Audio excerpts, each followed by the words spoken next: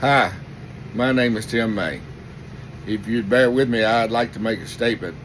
Much like our former President Biden, I have to have cues, so I will be taking some of this from a script I'm holding, so just bear with me. 39 years ago, on February the 4th, 1986, my sister, Shondra May, was kidnapped, raped, and taken from this world. Had she lived, today would have been her 57th birthday.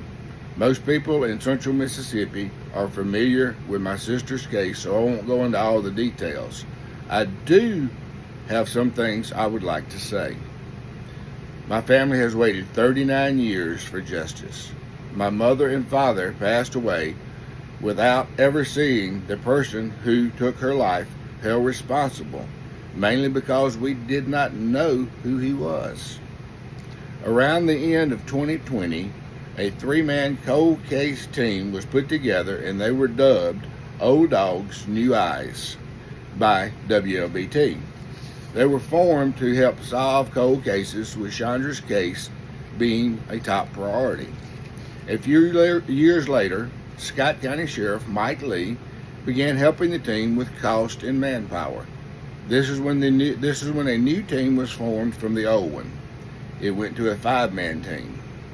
Sheriff Mike Lee made solving Shondra's case a chief objective when he was elected, and he has been instrumental in pushing her case forward.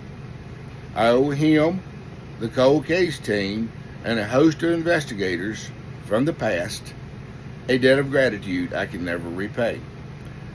The cold case investigators have worked tirelessly pro bono, meaning they've received no pay. Altogether, the team has over 100 years of investigative experience. They have followed old leads, new leads, and reviewed the case file extensively. In April of 2024, the team focused in on one individual. What they found way surpassed what it would normally take to make an arrest to be made. Sheriff Mike Lee was ready to make the arrest, but District Attorney Stephen Kilgore stepped in and stopped the arrest, claiming he wanted to review the evidence and case file.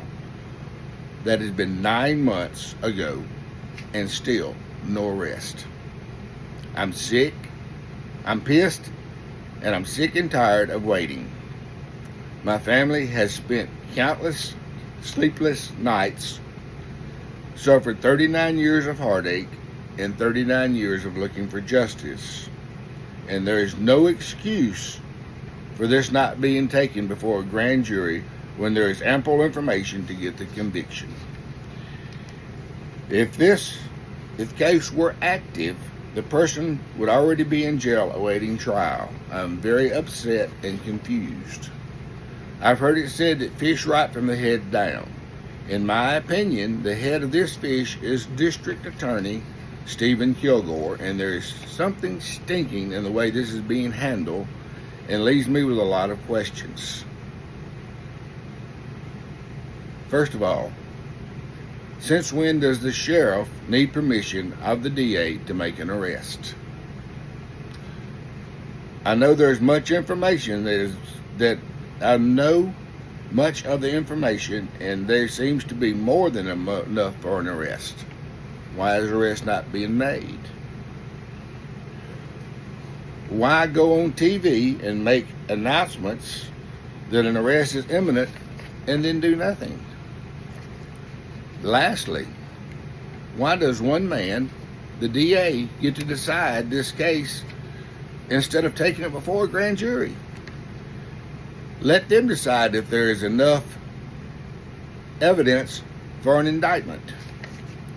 If the DA has misgivings about taking it before a grand jury, let someone else do it. Others have volunteered to do it if he can't or won't. The way he acts about it, I'm not sure if I want him to. To all involved, from the DA holding up the arrest to the sheriff's department listening to the DA instead of moving forward with information they have, do your job, do your duty, do what you were elected to do. No more waiting. You are needlessly endangering the public that you swore to protect by allowing a suspected individual of this caliber to walk the streets a free man, while my family tosses and turns at night as my sister lies in a cold, hard grave. We need peace. Shondra needs justice. Take this to trial. If you lose, at least we have some type of closure. Thank you for listening.